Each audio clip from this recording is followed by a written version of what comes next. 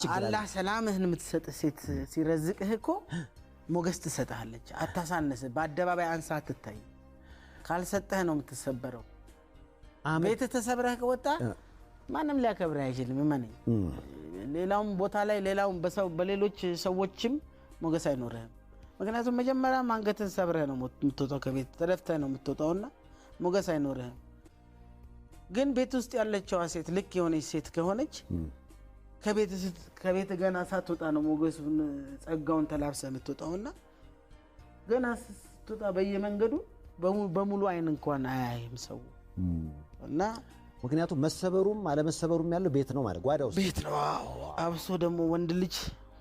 ወንድ ልጅ ልንገርህ ምንም ይጣ ወላሂ ክብሩን የሚያሳጣውን ነገር አይፈልግም ለወንድ ልጅ ትልቅ ቫልዩ ያለው ክብሩ ነው ልንገርህ ኪሱ አይደለም ወላሂ ክብሩን የምትጠብቅለት ሴት ካለች